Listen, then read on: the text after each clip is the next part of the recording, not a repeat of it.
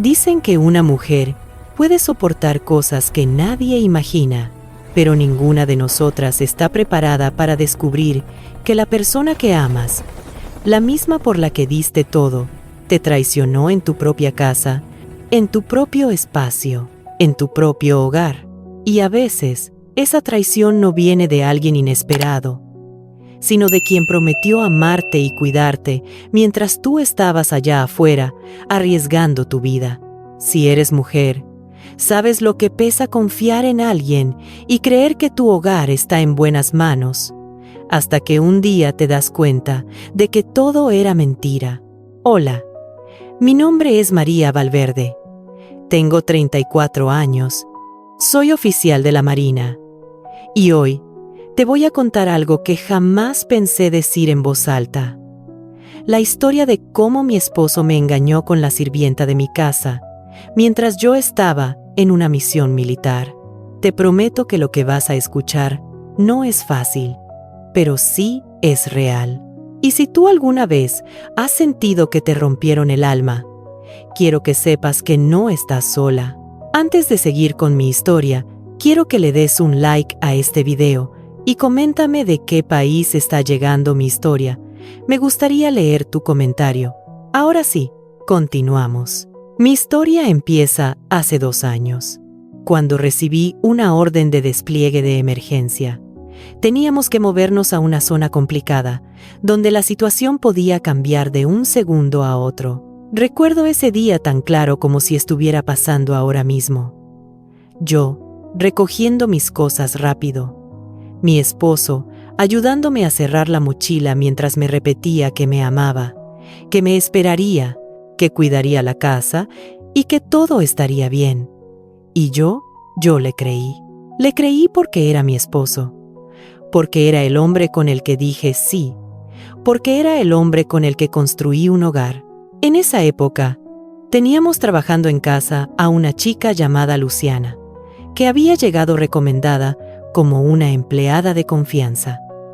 Tenía 23 años, era callada, respetuosa, o al menos eso creímos al inicio. Yo nunca pensé mal de ella, porque yo soy de esas mujeres que no anda con celos sin motivo. Siempre he creído que cuando confías en alguien, confías de verdad, pero ahora entiendo que el engaño siempre empieza en silencio, sin avisar, sin dejar pistas claras.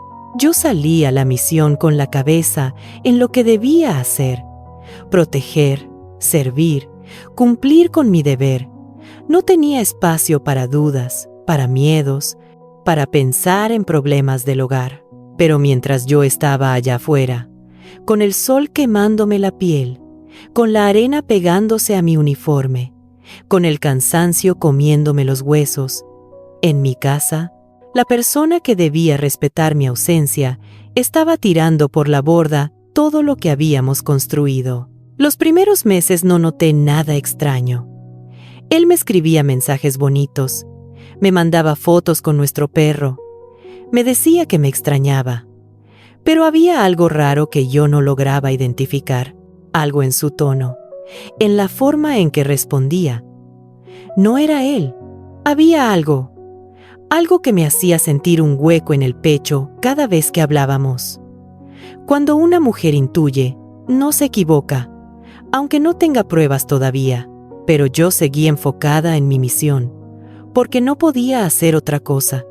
Mi mente estaba dividida entre mi trabajo y ese presentimiento que me apretaba el pecho.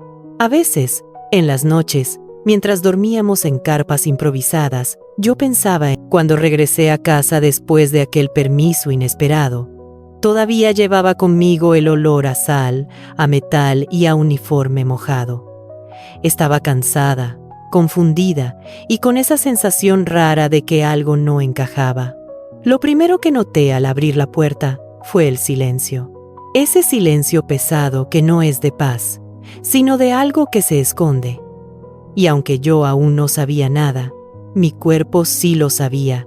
Sentí que mis pasos eran más lentos, como si mi alma ya estuviera adelantándose a lo que estaba por descubrir. Caminé por la sala, dejé mi mochila en el sofá y vi algo extraño. un plato a medio lavar en el lavadero, un vaso en la mesa y una chamarra de mujer colgada en la silla. No era la mía, tampoco la de ninguna amiga. Era una chamarra simple, económica, y la reconocí al instante. Era de la muchacha que contratamos para que ayudara en la casa cuando yo me iba por semanas completas. Ella solo venía algunas horas. Nunca se quedaba demasiado. Era tímida, callada, respetuosa. Pero ver su chamarra ahí me sacudió el pecho como un golpe seco. Respiré hondo, intentando no imaginar cosas. Una mujer militar aprende a observar, sí, pero también aprende a controlar su mente para no adelantarse. Caminé hacia la habitación y ahí fue cuando el mundo me cambió. No encontré a nadie adentro, pero encontré algo peor. Una de sus pulseras sobre mi mesa de noche, una pulsera rosada, de plástico, que ella siempre llevaba. En ese momento, mis manos comenzaron a temblar. Mi garganta se cerró y tuve que tragar saliva varias veces para no romperme. No quería creer lo que estaba empezando a formar en mi cabeza. No quería pensar mal de mi esposo. Después de todo, él siempre me había dicho que me amaba, que yo era su orgullo, que estaba orgulloso de tener una esposa fuerte, una mujer militar que daba todo por su país y por su familia. Pero ¿qué hacía esa pulsera en mi mesa? ¿Por qué su chamarra estaba colgada en mi silla? ¿Por qué el silencio se sentía tan lleno de mentiras? Me quedé quieta, respirando lento, tratando de encontrar una explicación lógica, pero una parte de mí sabía que no había ninguna explicación que justificara eso. Y fue en ese instante que escuché la puerta principal abrirse. Él, mi esposo. Sentí como mi corazón se aceleró tanto que pensé que iba a desmayarme. Me limpié las lágrimas rápido, porque no quería que él me viera vulnerable. No todavía. Cuando entró a la habitación y me vio parada junto a la mesa de noche, su rostro cambió de inmediato. No fue sorpresa, no fue alegría, fue miedo, pero no miedo a perderme, sino miedo a que yo ya hubiera visto lo que él había dejado expuesto. Trató de sonreír, de saludarme con normalidad, pero la voz no le salía. Y yo me quedé mirándolo, simplemente mirándolo en silencio, esperando que él hablara primero. No lo hizo. Caminó hacia el closet, como si quisiera esconderse dentro, como si pudiera fingir que nada estaba pasando. Y fue ahí donde decidí tomar fuerzas del lugar más profundo de mi alma. Le dije, ¿quién estuvo aquí? No levanté la voz, no hice drama. Lo dije con una calma tan fría que incluso yo misma me sorprendí. Él intentó hacerse el confundido, pero yo levanté la pulsera y la dejé caer en su mano. En ese momento vi cómo su cuello se tensaba y cómo su mirada se rompía. No necesitaba que confesara. Ya lo había hecho su silencio. Me dio la espalda, se pasó las manos por el cabello y empezó a tartamudear. No decía frases completas, solo palabras sueltas que no tenían sentido. Finalmente murmuró algo que me perforó el pecho. No quería que te enteraras así, y esas palabras fueron peor que una puñalada. Porque no solo admitió la traición, admitió que la traición era real, que era cierta, que había pasado, y que él sabía exactamente lo que estaba haciendo mientras yo estaba lejos, sirviendo, arriesgando mi vida, confiando en que tenía un hogar seguro al cual volver. Me senté. Cuando salí de la habitación, sentí que mi respiración no encontraba un ritmo normal. Era como si mi cuerpo entero estuviera tratando de entender lo que mi alma ya sabía desde hacía tiempo. Algo en mi matrimonio llevaba mucho tiempo roto, y yo, por cumplir mis deberes, no lo había escuchado. Caminé hacia la sala y me senté en el borde del sillón, con las manos entrelazadas, mirando el piso sin poder fijar la vista en nada. A lo lejos escuchaba a mi esposo moverse en la habitación, abriendo cajones, cerrando puertas, como si buscara algo que le diera el valor para enfrentar lo que acababa de admitir. Pero lo que yo sentía en ese momento no era rabia. Era una mezcla confusa de dolor, incredulidad y una calma tan fría que me asustaba. Me pregunté en qué momento, exactamente, se había quebrado todo. Tal vez cuando él empezó a decirme, te extraño, con menos fuerza. Tal vez cuando dejó de acompañarme al puerto cada vez que yo partía.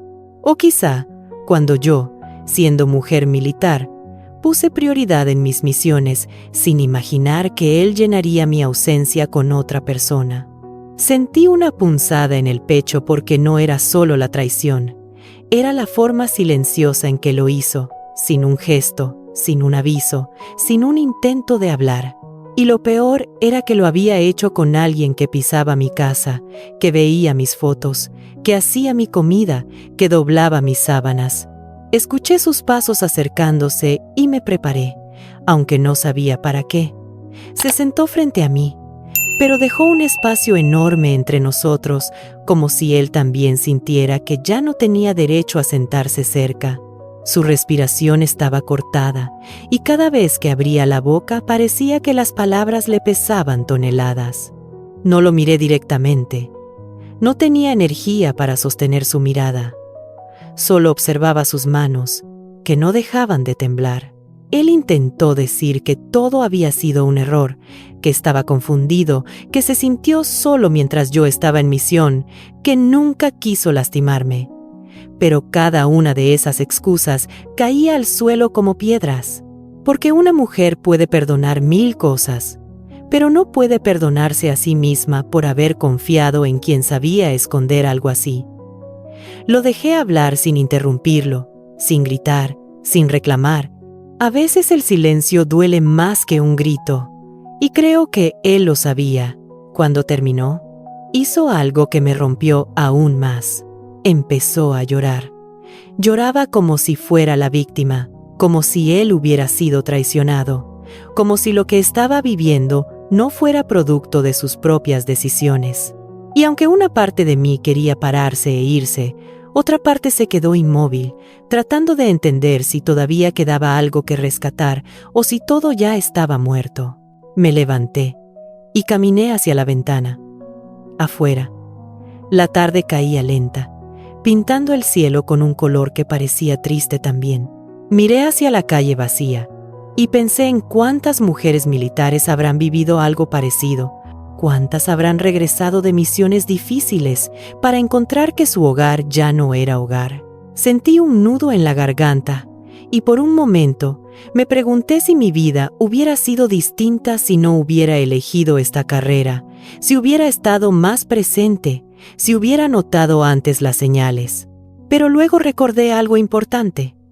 La culpa nunca debe ser de quien confía, sino de quien traiciona esa confianza.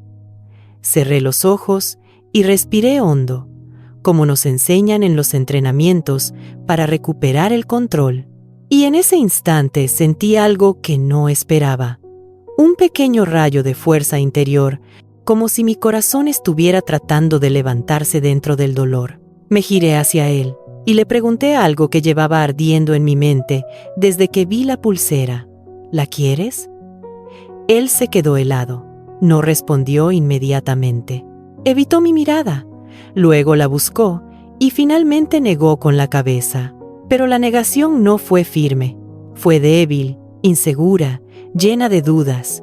Y cuando una persona duda al negar algo así, la respuesta ya está dada. Sentí que algo dentro de mí se rompía para siempre. No era solo una traición física, era emocional. Era la confirmación de que yo había amado más de lo que él había sabido valorar. Volví a sentarme, pero esta vez ya no temblaba. La tristeza seguía, el dolor seguía, pero también había una claridad nueva.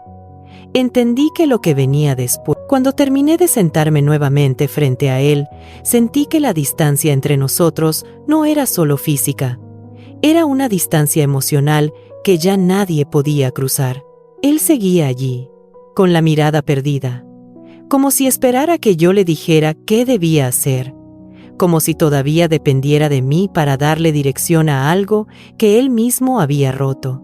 Y eso me dolió de una manera distinta, porque durante muchos años yo fui su apoyo, su calma, su cable a tierra, y ahora me daba cuenta de que él nunca supo sostenerme de regreso.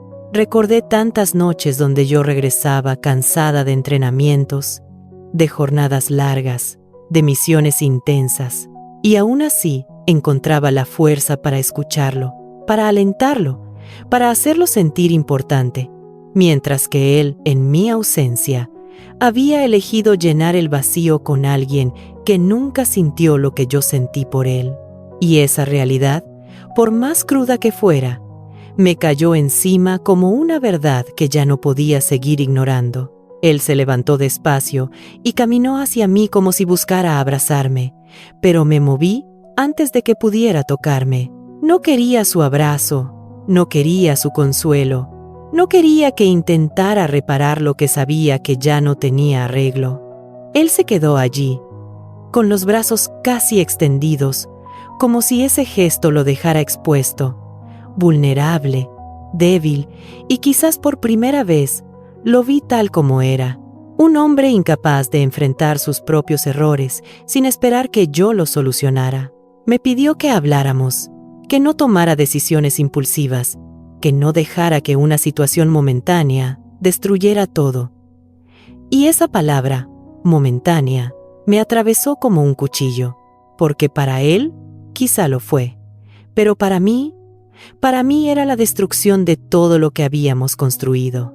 Caminé hasta la cocina, tratando de darle espacio a mis pensamientos, pero también tratando de darme espacio a mí misma. Abrí el grifo y dejé que el agua corriera mientras apoyaba las manos en el borde del lavadero. Sentía el frío del acero bajo mis dedos y, por un momento, esa sensación me ayudó a mantener la calma. Él entró detrás de mí, pero no se acercó demasiado. Sabía que cualquier paso en falso podía romper lo poco que quedaba de control en esa conversación. Entonces me preguntó algo que no esperaba. ¿Te vas a ir? No lo dijo con miedo a perderme, sino con miedo a quedarse solo. Y eso, más que la traición, confirmó lo que había dejado de sentir por él hacía tiempo. Yo no era su compañera, no era su amor. Era su sostén emocional, su apoyo, su refugio. Y ahora que ya no tenía el derecho de pedírmelo, estaba desesperado por no quedarse vacío.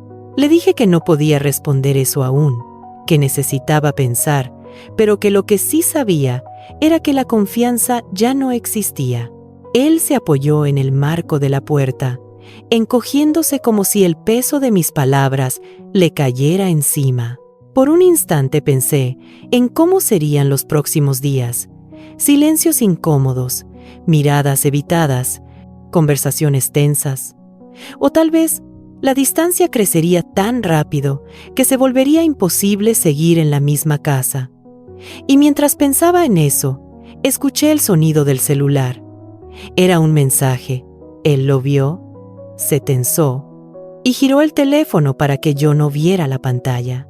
Ese gesto, ese pequeño movimiento, confirmó algo que me heló la sangre. Ella seguía escribiéndole. Me quedé inmóvil, sin decir una sola palabra. Él trató de justificarlo, diciendo que no sabía por qué ella le escribía, que la había bloqueado antes, que quizá era un número nuevo, pero ya no importaba.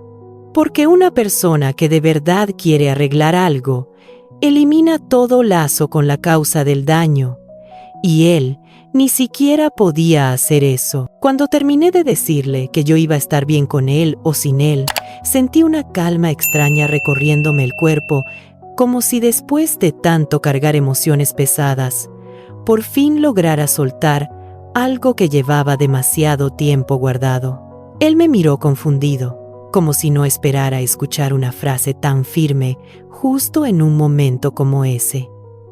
Pero era verdad. En ese instante, sentí que recuperaba una parte de mí que había perdido cuando empecé a vivir en función de sus necesidades, de sus inseguridades y de esa falsa idea de que una relación se mantiene aguantando todo, incluso lo imperdonable. Y mientras él buscaba una respuesta, yo también buscaba dentro de mí la fuerza para enfrentar lo que venía después, porque sabía que esa frase no era un final inmediato, pero sí un principio distinto.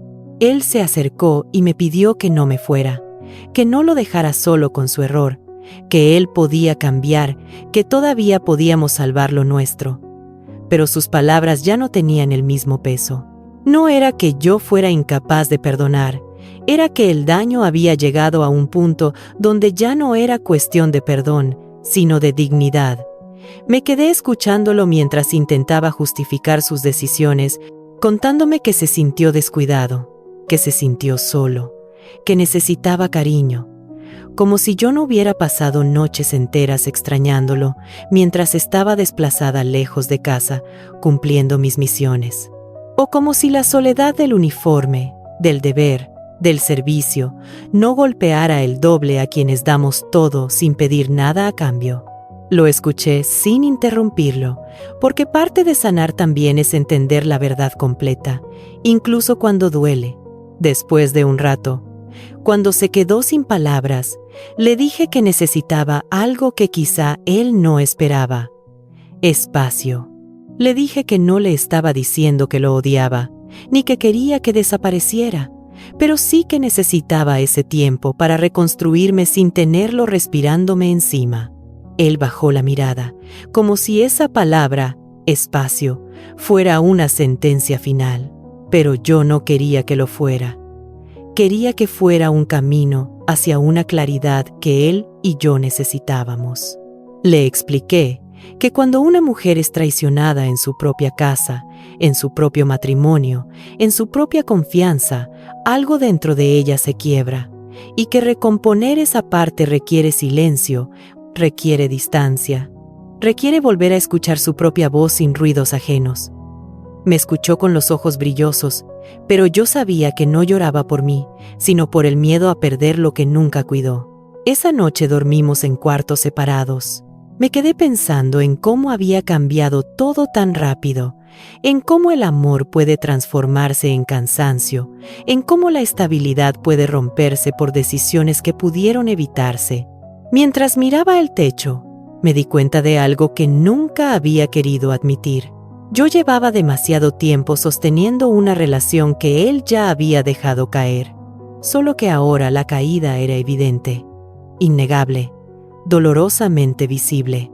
Y aunque era duro aceptarlo, también sentí una pequeña liberación dentro del pecho, como si el universo me estuviera diciendo que era momento de volver a elegirme. Al día siguiente, me levanté más temprano que él. Preparé una maleta con ropa suficiente para algunos días y me fui de la casa sin hacer ruido.